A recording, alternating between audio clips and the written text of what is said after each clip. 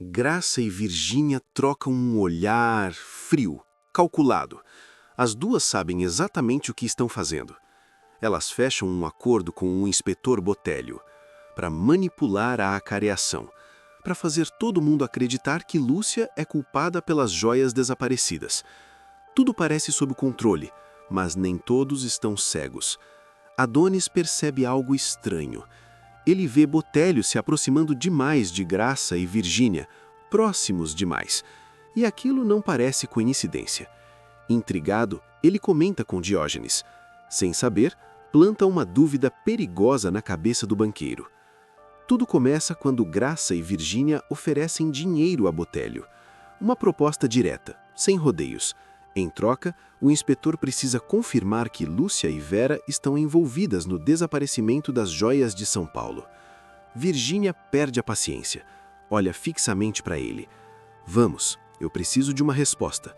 Você vai ou não aceitar o nosso acordo? Botelho respira fundo e responde sem peso na consciência. Para ser sincero, eu quero encerrar esse caso logo e ressarcir o joalheiro de São Paulo. Graça sorri, satisfeita. Então, vai acusar as forasteiras? Botelho não hesita. Com o incentivo que estou recebendo, trato feito.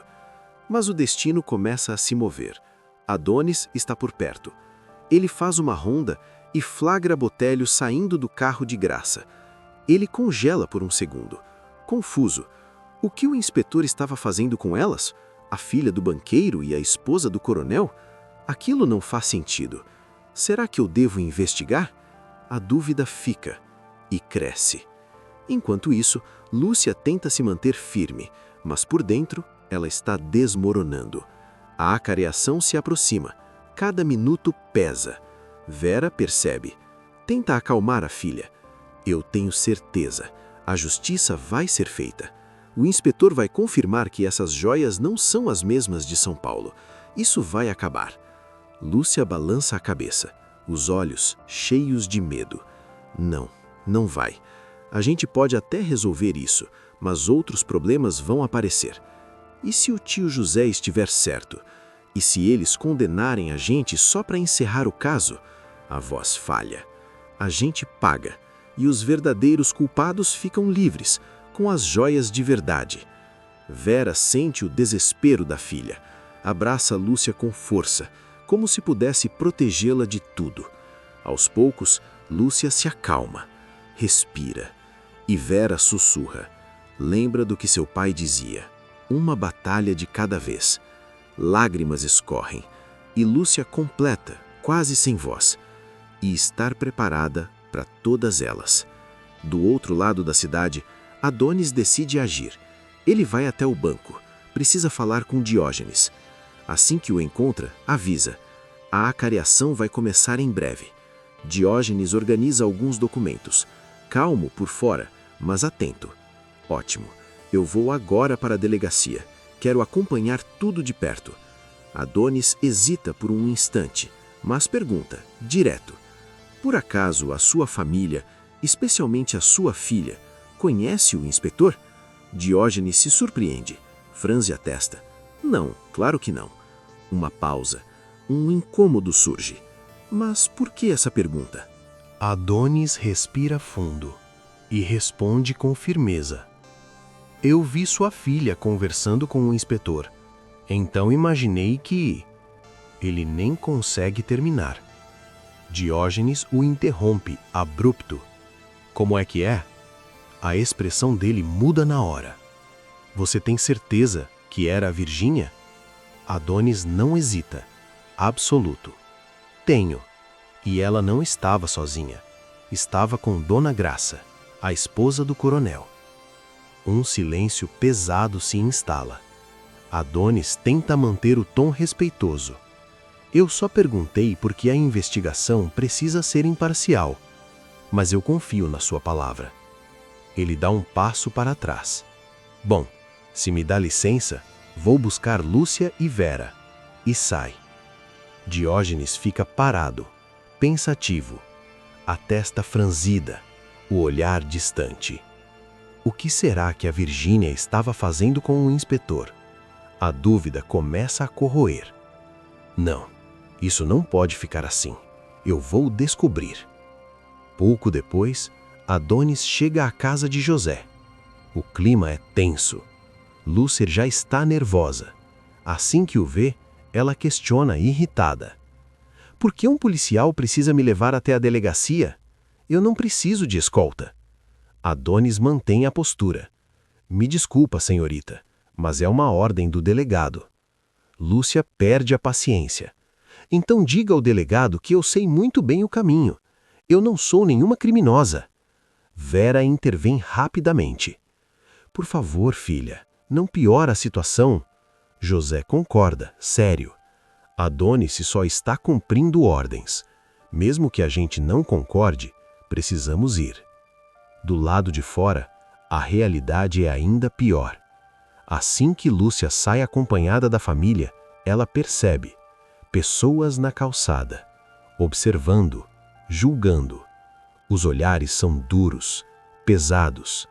Ela engole seco e, ironicamente, se sente mais segura ao lado de um policial. Dentro do carro, o pior começa. Gritos, baias, palavras de ódio. O corpo de Lúcia treme. Ela fecha os olhos por um instante, tentando se segurar, e encontra força quando sente a mão da mãe. Vera aperta forte, como um porto seguro. Com lágrimas nos olhos, Lúcia sussurra: Até quando? Até quando vão tratar a gente assim?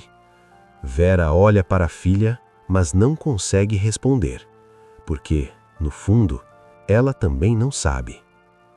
Na fazenda de Casimiro, a tensão cresce de outro jeito. O coronel chama por Tonho. Prepare o carro. Tonho trava, nervoso. O carro não está aqui, senhor. A dona Graça levou para a cidade. O coronel se surpreende. Ela ainda não voltou? O que tanto faz na cidade? Tonho explica. Hoje tem a acareação das joias de Lúcia. Talvez ela esteja lá para saber o resultado. O coronel decide na hora. Eu também vou. Prepare a carroça. Tonho engole seco. Hesita. A carroça está quebrada, senhor. Silêncio. Pesado. Casimiro vira lentamente. Como é que é? Você quebrou a carroça? Tonho se desespera. Não, eu juro. Quando eu vi, já estava quebrada. A irritação explode. Você acha que eu vou acreditar nisso? Então, uma voz corta o clima. Mundica aparece, sem medo. Foi o Mirinho, coronel. Ele que quebrou a carroça, de propósito. Casimiro congela, chocado. O quê? Você está acusando o meu filho? Mundica encara o coronel, sem recuar. Eu mesmo vi. A voz dela é firme, sem medo. E foi logo depois que ele viu o Tonho dançando com a Lúcia. Ela faz uma pausa, como se juntasse as peças. Se eu tivesse que chutar, diria que o Mirinho não quer o Tonho perto da Lúcia. Principalmente agora, com a acareação chegando. O clima pesa. Casimiro treme de raiva, o maxilar travado. Cada dia que passa, esse menino só me decepciona mais. Ele vira decidido. Vamos, Tonho. A gente vai para a cidade a cavalo. Na delegacia, o jogo está prestes a começar. Virgínia e Graça já estão lá, ao lado de Botelho, ansiosas. Virgínia se adianta. E então? Já teve acesso às joias? Botelho mantém a calma, por fora. Só quando a acareação começar. Preciso que as suspeitas estejam presentes. Mas antes que ele diga mais, uma voz surge atrás. Olha só, então minha filha já está aqui? É Diógenes. O olhar dele é direto, cortante. Virgínia trava. Pai, Ele não deixa terminar. Quando me disseram que viram vocês juntos, eu quase não acreditei. Um passo à frente. Onde vocês duas conhecem o inspetor? Silêncio. Constrangedor. Pesado. Graça solta uma risadinha, tentando aliviar. Nós não conhecemos, mas você sabe como somos receptivas. Só quisemos dar boas-vindas ao inspetor. Diógenes não sorri, nem por um segundo. Boas-vindas? O tom dele muda, frio. Curioso, vocês não foram tão receptivas assim com Lúcia e Vera quando chegaram na cidade? Virgínia tenta se recompor. Foi porque, papai, eu só... Mas ele corta novamente. Espero que essa recepção calorosa não tenha nada a ver com a acareação. Um olhar firme, pesado. Lembre-se, falso testemunho é crime. E ele se afasta. Assim que ele sai, Graça perde o controle. O que foi isso? Será que ele desconfiou? Virgínia respira fundo, tentando se manter firme. Não tem como. O inspetor dá o veredito e depois desaparece. Vai ficar por isso mesmo. Mas alguém escuta. Botelho. E pela primeira vez, ele vacila. As mãos começam a suar. Ele olha discretamente para trás e vê Diógenes conversando com o delegado. O coração dispara. Sem dizer nada, ele se afasta das duas, como se quisesse distância, como se já estivesse arrependido. Nesse momento, Lúcia chega, com sua família. O ambiente muda. Ela olha direto para Virgínia, sem medo. Claro que você estaria aqui. Virgínia sorri, cínica. Ah, eu não perderia por nada o momento em que a sua máscara vai cair. Aquilo acende algo em Lúcia. Ela avança, impulsiva. Mas Vera segura. Filha, por favor, o delegado está logo ali. De repente, mais uma presença. Mirinho. Ele se aproxima de Virgínia e a abraça. Já começou? Virgínia ainda encara Lúcia. Fria. Você chegou na hora certa, meu amor. Está prestes a começar. Os dois se afastam, como se aquilo fosse apenas um espetáculo. Lúcia se vira para a mãe, indignada. Eu não acredito. Eles estão transformando isso num show. Vera toca o rosto da filha, com carinho. Já vai acabar. Vamos entrar. A acareação começa. O silêncio domina a sala. Botelho se posiciona diante das joias. Todos observam, sem piscar. Lúcia e Vera se dão as mãos, buscando força. Do outro lado, Virgínia e Graça trocam olhares. Um sorriso discreto, confiante demais. E Diógenes percebe. Ele vê. Ele sente. Algo está errado. E então, a porta se abre. Casimiro entra, ao lado de Tonho. Eles param observando tudo, sabendo que aquele momento vai mudar tudo. O olhar de Lúcia encontra o de Tonho. Por um segundo, tudo ao redor desaparece. No meio daquela sala sufocante, ela encontra apoio, força, coragem. Botelho limpa a garganta. A tensão é quase insuportável. Eu cheguei a um veredito. Um silêncio pesado cai sobre todos. O delegado se aproxima, observando cada reação. Antes de anunciar sua decisão, ele olha direto para Lúcia. Você gostaria de dizer algo? Talvez uma confissão? Lúcia ergue a cabeça, os olhos firmes. Não há nada a confessar, delegado. Essas joias são de família. Essas acusações... Ela encara Virgínia. Não passam de mentiras. Minhas acusações? Por favor. Ela cruza os braços. Está tudo muito claro. Vocês aparecem do nada como duas foragidas logo depois do roubo em São Paulo.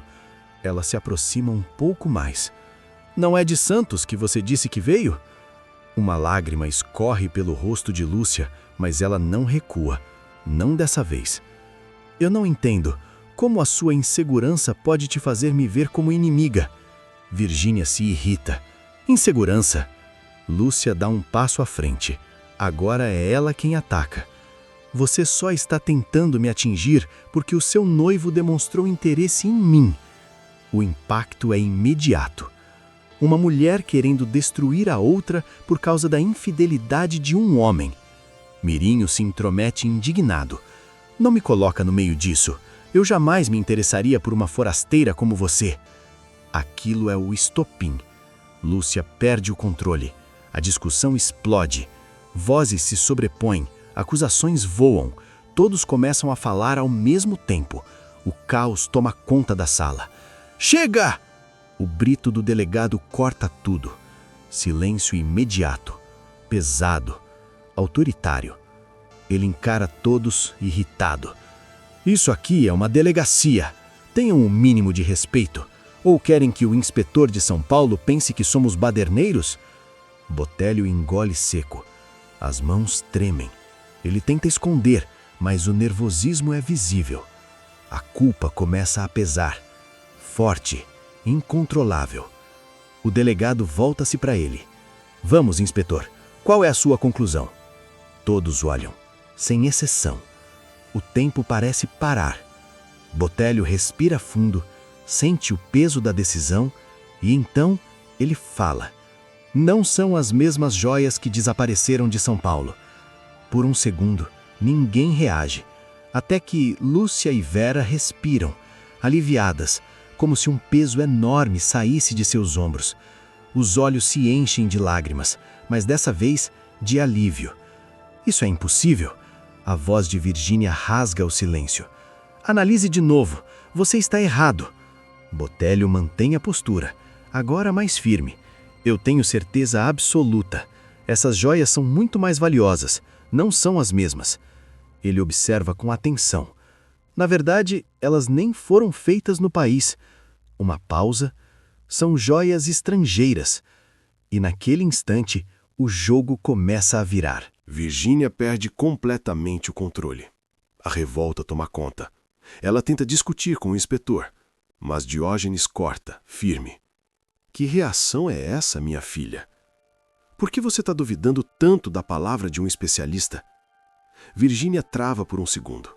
Olha ao redor e percebe. Todos estão olhando, desconfiados, julgando. Mas mesmo assim ela insiste, sem medir as palavras. Eu tenho certeza que foi ela. Eu aposto que essa infeliz pagou esse homem. Ela aponta para Botelho. Confesse. Ela te pagou, não pagou? O clima explode de novo, mas dessa vez contra ela. Diógenes dá um passo à frente, a voz baixa, mas pesada. Engraçado, porque quem foi visto com o inspetor foi você e a dona Graça. Silêncio. Um choque coletivo. Casimiro reage na hora. O quê? Ele olha para a Graça, incrédulo. Pera aí. Aquele dinheiro que sumiu lá de casa, você não vai me dizer que pegou e entregou para esse homem? Lúcia leva a mão à boca, sem acreditar no que está ouvindo. Graça começa a tremer, desesperada.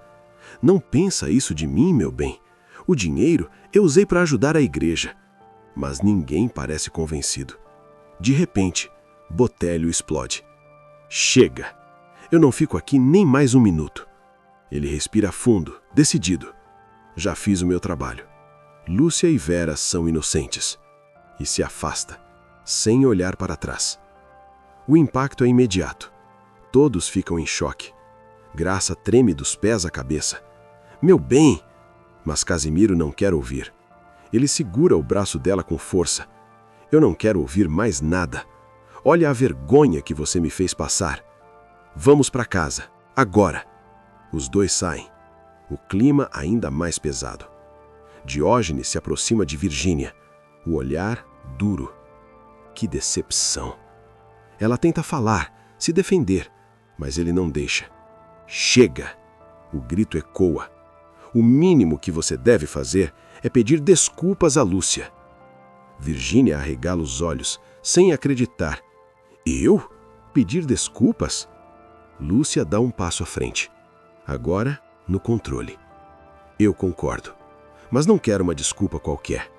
Ela encara Virgínia firme. Você vai pedir desculpas na frente de todo mundo que colocou contra mim. Virgínia paralisa, engole seco. Ela sabe, se não fizer isso, vai ser pior, muito pior. Mais tarde, a igreja está cheia. O clima é de expectativa, todos presentes, observando, esperando. Virgínia sobe até o altar, ao lado do padre. As mãos tremem, o orgulho esmagado. E então ela fala: eu menti. A voz falha. Fui eu quem criou o boato. Lúcia é inocente. Ela respira com dificuldade. Me desculpem. O choque se espalha pela igreja. Sussurros, olhares, julgamentos. Agora, contra ela. Humilhada, Virgínia desce do altar e vai embora, sem encarar ninguém. Lúcia observa, em silêncio, e percebe: os olhares mudaram. Dessa vez, ela não é mais a culpada. E pela primeira vez, ela sente que a verdade venceu.